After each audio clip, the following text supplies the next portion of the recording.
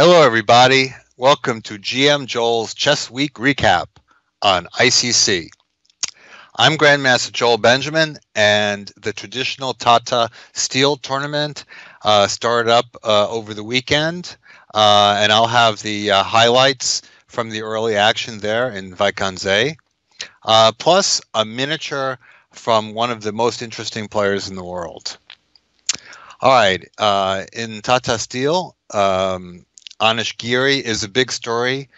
So far, the home country hero is generally considered to be a high volume drawer, but he's off to a fast start with wins in his first two games. In the he defeated in the first round Ho Yifan, and then in the second round Vladimir Kramnik. Let's take a look at the key moments from those games. First of all, Giri against Ho Yifan. Now, Giri started the tournament with a double white, which is great if you make use of it. If you draw two games, then you're looking at lots of blacks after that. But he made good use of it. Okay, so he had a queen ending, and he plays the move Queen F6, which forces some liquidation. This game is eerily reminiscent of one in which Ho Yifan lost to Magnus Carlsen a year or two ago, which is a similar deal, which a liquidation into a pawn ending which should have been drawn, but turned out not to be. Here, Black has to take the queen. If Black moves the queen away, she's going to lose either the a6 pawn with check or the f or the d pawn, and she cannot allow a capture on e6. The pawn will not be able to recapture because the g pawn will go through, and if Black brings the king over and recaptures the king on e6, then b5, and the a pawn will queen. So Black has to make sure not to allow those to queen. So this is force takes, king d7, and now king b3 is kind of a clever move here. King c3 is also possible. In both cases, the moves draw with proper play, but here Ho Yifan makes blunder. She plays king c6. Also, not getting it done would be the move c6. Now, in pawn endings, you always are very careful about wasting pawn moves because then you can end up in Zugzwang later. c6 would be a losing move. King c3, king e6, king d4. Now, if king f6, king c5, White is in position to win the race, take the pawn in c6 and play b5 and make a queen, and it's going to be too fast. So you say, well, what about king d6? Well, this is where the reserve tempo move wins, c3. But it doesn't look like that much at first because Black can play king d7, and it seems like king c5, king c7. But here, a5 is a winning move. If c takes b5, king takes d5, and the white king is going to penetrate to b6 or d6. It's winning for White because his pawns are further advanced. So if he gets one of those pawns, he's going to make a queen. And if a takes b5, king c5, king c7, a6, it's strange kind of. It's a little bit of a zugzwang here. The king has to go back. Has to go back to b8. And then White could take the pawn in c6, and Black is going to push one of these pawns, say b4 takes, d4, b5, d3, b6, d2. It's one of those old stories where, everybody makes a queen, but White is going to play b7, b8, queen, and then mate. So if we go back, let's say Black tries it the other way. d4 takes, b4, d5.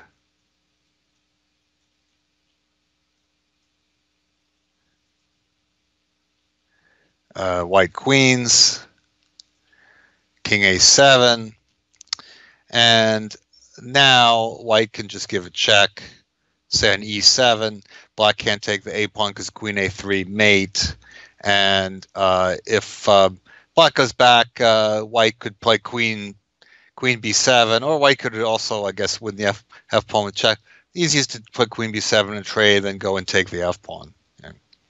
So c6 is a move that one should be a little bit dubious about, but that would have been maybe less surprising to see Hou Yifan lose that way. Well, let's see what she did, and then we'll get back to how we can fix it. King c6, and this loses to c4. Okay, problem is takes, black is in zugzwang, and white gets in b5, creating the outside pass pawn, and then white will ultimately pick up the f7 pawn. So that's out. What else can black try after c4? King d6. This would almost work, except that, again, white has b5, and this, creates that outside situation, and that's also winning for white. So Hou Yifan tried d4. Tried d4 in the game. King c2. King d6. Now this is one of those typical themes, and it appeared a lot in my liquidation book, that d3 is a bit of a poison square. White doesn't want to land on d3 unless black is already occupying c5. So tiptoe around king d2. If c5 takes, king d3, white gets the d4 pawn. If you want to continue some more like this, king c5 will be a clear win, as the black's king will be in front of the a pawn, so white will be a lot faster. All right, so going back to king d2. So black tries to wait, but white can wait some more. And the king can't go to the e file because in b5 white makes a queen. So basically there's just nothing to be done. King c7 takes, and then the king goes back for more, and basically white can work the tempi however he wants, and so Hou Yifan resigned because the king has to give ground, and white will liquidate, have an extra pawn on the queen side, and then come through. So, all right, what could she have done? Well,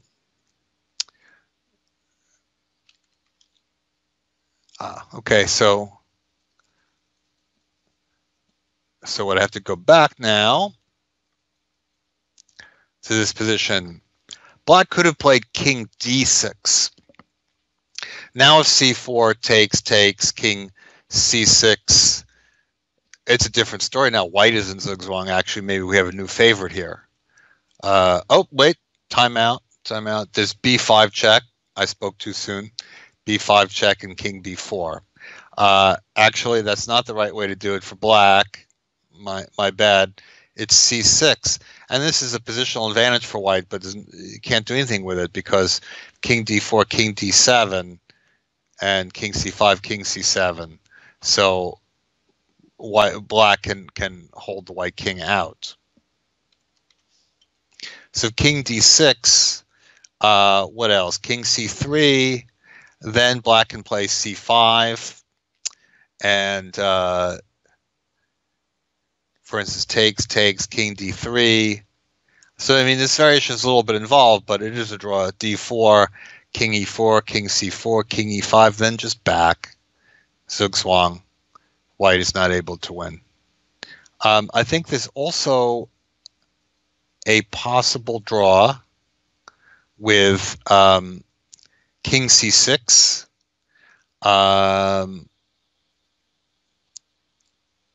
This is a longer variation. King c6, king d4. Well, king d4, black can play king d6, and then white is not able to get the zugzwang. So white could try king d3, king b5, king d4, takes, takes, takes, king, king, king. The reason why I show this variation is because it's kind of funny at the end. Everybody queens. And now, okay, it's a draw. Black can play king b5 or king c4. But actually, if black plays c5, then she loses. Because white will either check and trade queens, or check on the diagonal when the queen, or king c4, queen b3, and queen d3 mate. That'd be a funny finish. But c5 is the typing skills are going on me.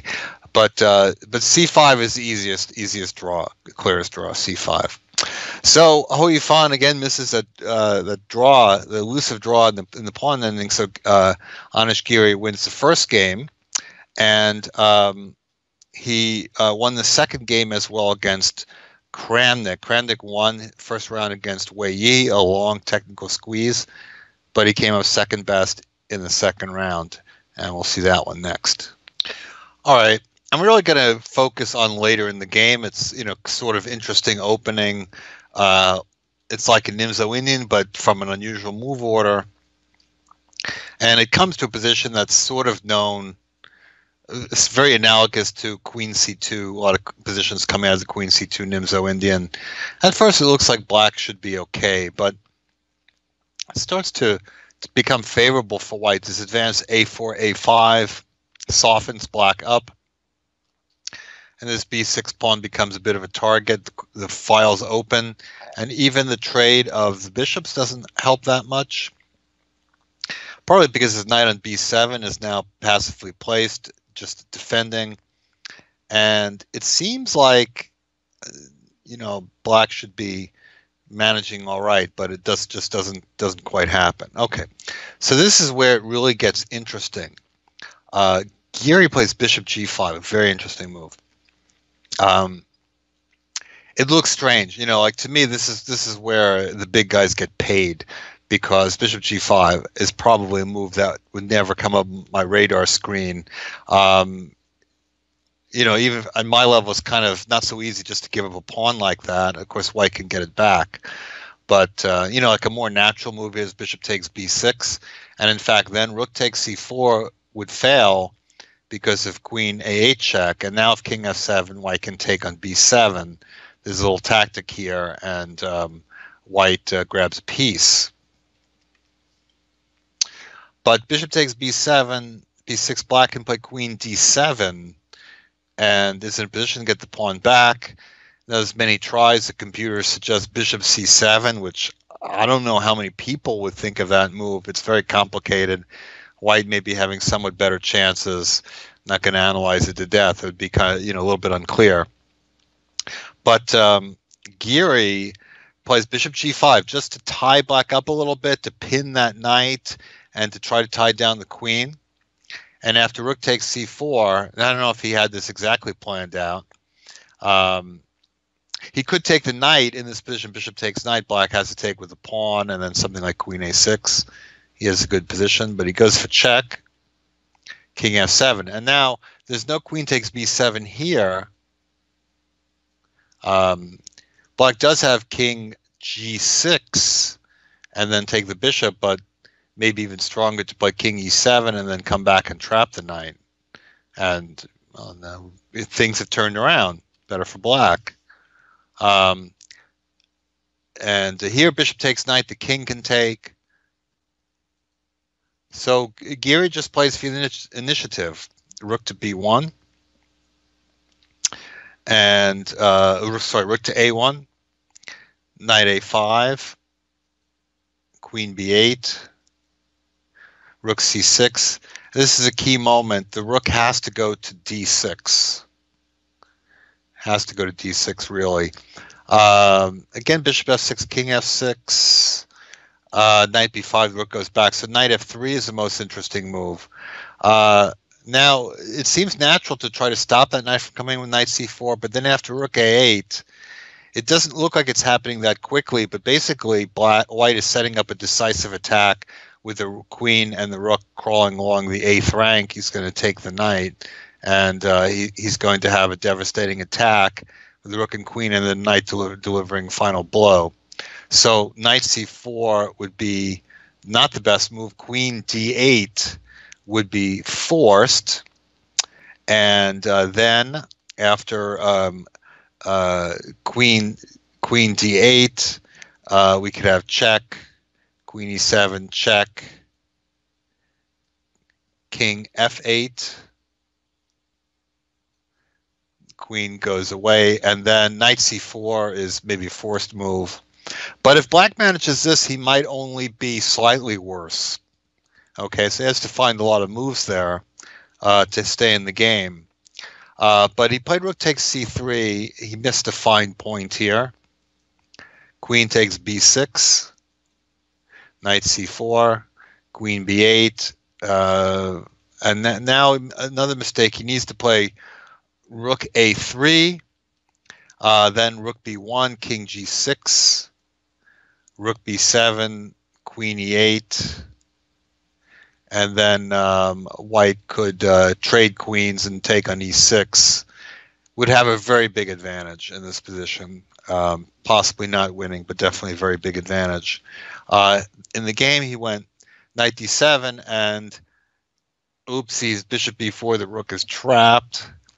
e5, but it's the worst kind of exchange to give away because the position just falls apart. You know, he's in danger of losing his knight, and so instead he loses all his kingside.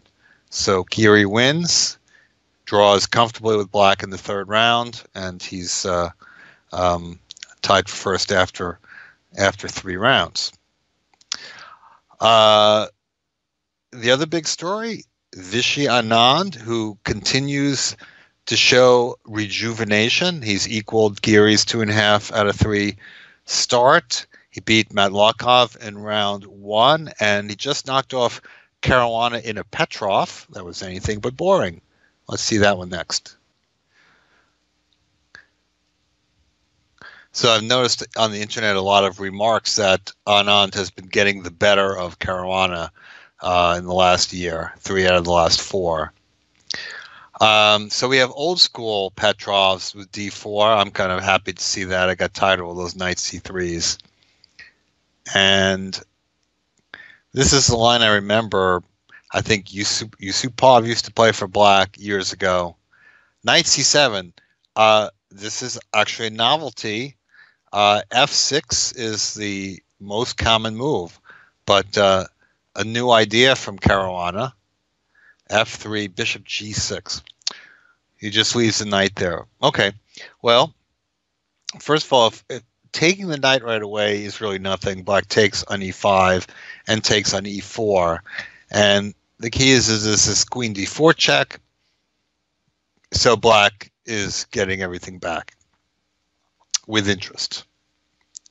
More complicated is knight g6 first, fg, to introduce a rook into play.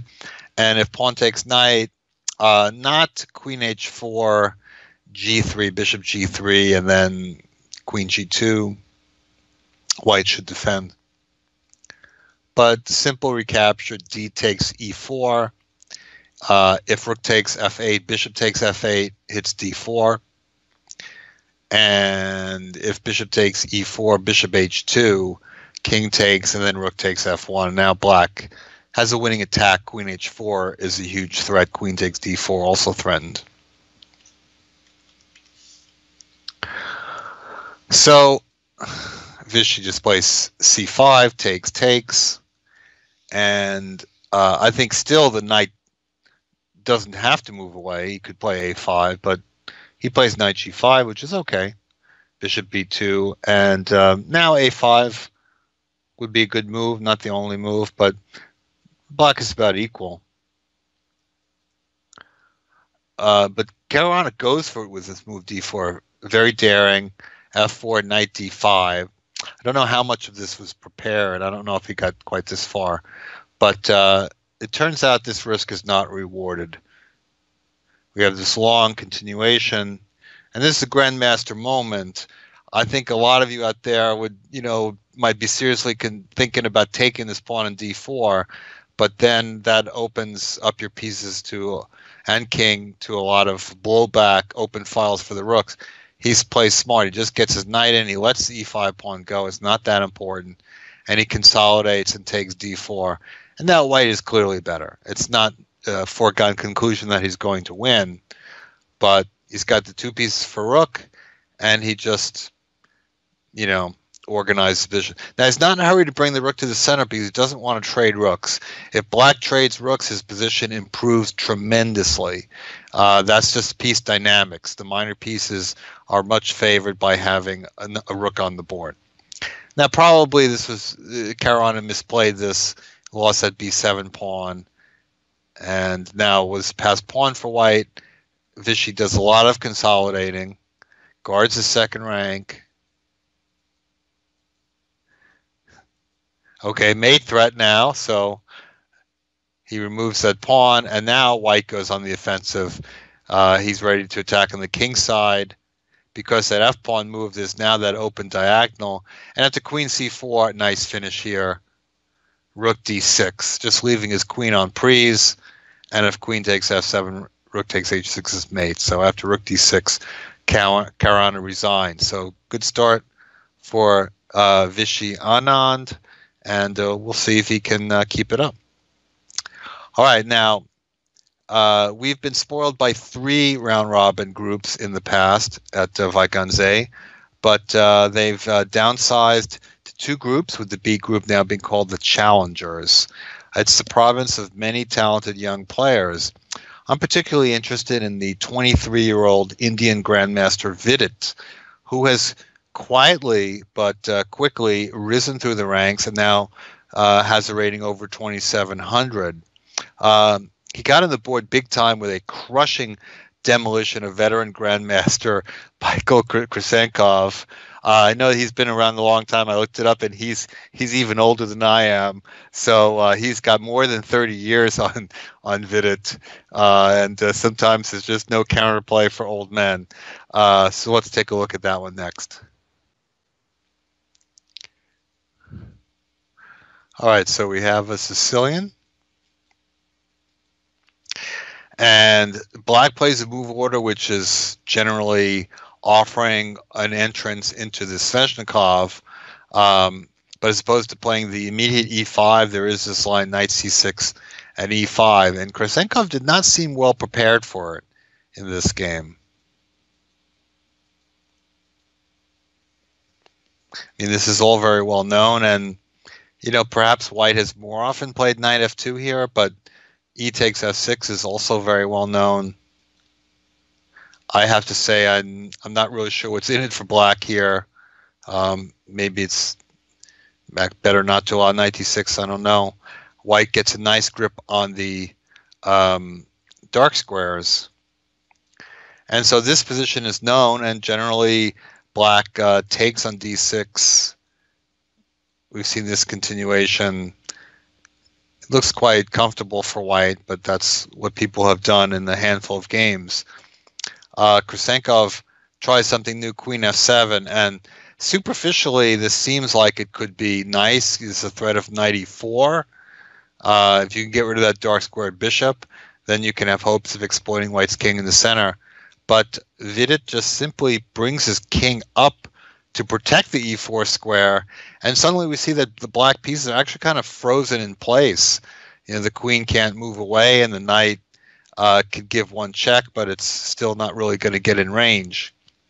And now the white bishop is ready to come out. So Krisenkov tries g5, bishop e2.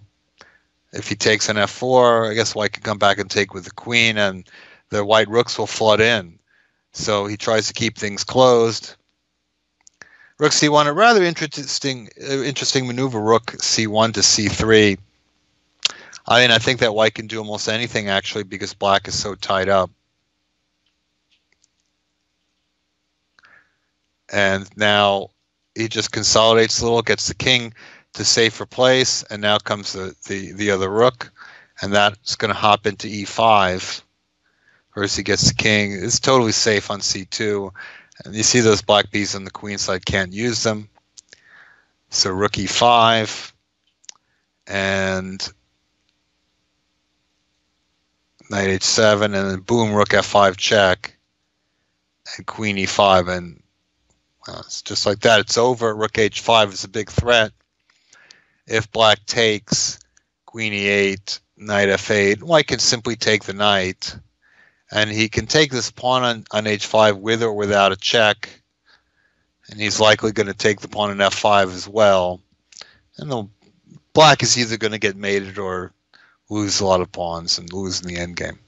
So easy win for Vidit. And he put up another one in the third round, knocking off Bassem Amin in an intricate endgame that could have been one for the table basis. So we're going to check out the latter stages of that one next. All right, we're picking up the action at move 41. Vidit plays d3. Now, he's got two pieces for rook. He's got a nice passed pawn. First glance, I say, well, just winning for black. But if white gives up the rook for the pawn and the knight, then black has the bishop and wrong rook pawn combination, so it's trickier. For whatever reason, Amin does not play king f3 here, where he's able to surround the pawn. He decides to come around, and he just miscalculated this, because after knight a4, the knight is coming to b2, where it can be it protects the d3 pawn. It can be protected by the bishop, and the bishop can keep the king out as well. So he brings the rook back, and this is where hasty pawn push d2. This gets white what he wants. Takes. Now white brings the king to the corner, and he can make a draw. But this is the problem, is that your opponent doesn't have to accommodate you, and instead he brings the king in. Rook b1, bishop g7. Now there's some interesting possibilities. It's always fun when you look on the computer at this stuff, because the computer win is a win, and it doesn't really pay much attention to what is easier to work out. And so black really doesn't want a problem like ending. And I think he can avoid it. For instance, after f3, king e6, king e1, king f2. He has time to play king d5 and win, much like the game. But the computer actually likes king f5, king e3, d2, king e2, king f4, takes. Now, I don't know if anybody's going to get this in a game. This came up once. I don't know if it's connected to my book, but it is a winning position for black. It may take more than 50 moves, but there won't be a draw claim, because somewhere along the line black is going to push h6. White can never push h6, because that will enable the bishop to take it at a key moment. So the winning process is, okay, the white king is denied a trip to h1. But if you go after the h5 pawn, the king will get to h1. So what you have to do is you bring your bishop and you herd the king over to the queen side, and then you herd it up the board and herd it on towards your side, your end, and then eventually, as it's down there, you can play king g4, grab the pawn, and play king g4 back and cut off the king before it can get to h1. That's why you want it to come up the board, because then you can cut it off at g4 rather than, let's say, cutting it off at g2. So it's a very intricate win, but of course black wouldn't touch it with a 10-foot pole if he doesn't have to. I just looked at it on the table base, and it was actually pretty complicated. But I don't think that white can actually get to it, because it looks like the king is coming fast enough. Amin tried to head the king off with f5. I think that black can also win by bringing the king up to go to the h-pawn and take the h-pawn. If he can take the h-pawn and then get his king, let's say, to g2, then that always wins. Or even actually, he doesn't even have to get it. Just the king in front of the pawn The F pawns don't matter. It'll be winning for white, winning for black. But he just comes with the king. This is the easiest, and the king gets there to defend in time, just save the pawn. F4, and now he has to push because if king b3, then rook takes b2, it would be a draw. But he threatens to queen, and he gets there just in time. He defends the knight with the king. He's threatening to play king c2, and that will win the rook, and then he'll have just knight and knight and bishop. And even if he lost his h pawn, he'd still be able to mate. So I mean, tries this, but the problem is that black has this regrouping bishop b4 and king c3, and he avoids king d3 just to make sure there's no stalemates. Of course, I think he can cross over, but he decides just to wait, and eventually white will have to play king e2, and then king c2 will make a queen. So a win for Vidit.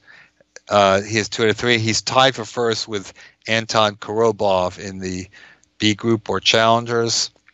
Meanwhile, Magnus Carlsen sits a half point back at +1, as does Shaq Mamedyarov and Gawain Jones, who is having an impressive start with a win and 2 draws. We will have live video recaps of the action at Tata Steel periodically through the rest of the tournament, so watch for those on ICC. One other tournament I'd like to touch on, Vikandze has no Rapport or Jobava this year, but those Kajasic-free spirits could be found relaxing in Italy at the Vergani Cup in Villorba, Italy. Rapport took first at 7 out of 9, half point ahead of Jobava and Burkus.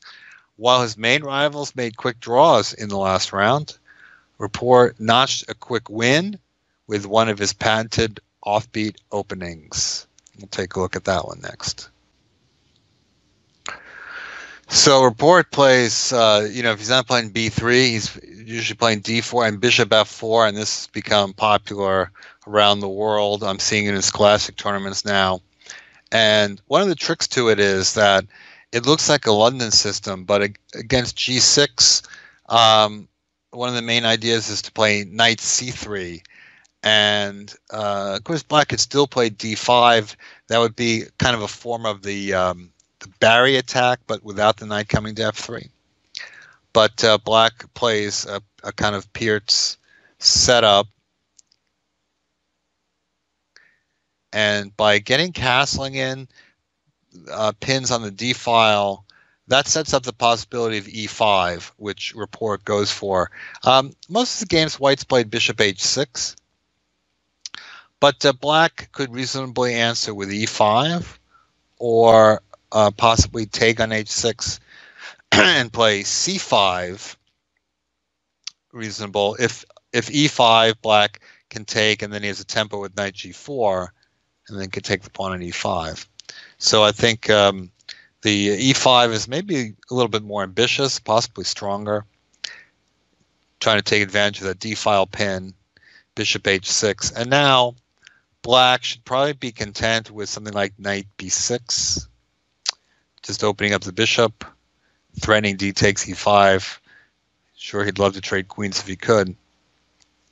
White's probably better, but maybe not hugely better. c5. This is one of those cases where, being aggressive and fighting back and, playing in the style that is usually recommended doesn't really work, because black just kind of ends up with weaknesses in the center, and white is also traded off that bishop, which is useful. He has a potential kingside attack, and black has very little counterplay without that bishop and some weaknesses. So king b1, KG move, setting up some discoveries. Knight f6 takes, and now black had to take back with the pawn, I suppose. Bishop c4, and white is better, no question, but just better. Bishop e6 was a strange decision, I guess kind of assuming that white would take another pawn, and then maybe knight e4. I guess knight e4 is a threat, The problem is knight d5. Oops. I mean, that's the tactic, you see all the time. Queen takes queen, knight takes f6, check, because the king has gotten to b1. So he had to come back, and then after this trade, he's just 2 pawns down. And he goes from the fire to the frying pan after knight f5, queen f4, threatening g4, and it just falls apart. White threatens g4 again. Black really has no good answer to it. So he tries some tactics. Bishop d3. Turns to take the knight, and really, black just has nothing. So resigns. So surprisingly easy last round win, when you're in first place, and Rapport takes first prize in Villorba, Italy. That this week. I'm Grandmaster Joel Benjamin. Hope you like the show. Watch for me on the Tata Steel recaps, and please join me next time on this show, GM Joel's Chess Week recap on ICC. Bye.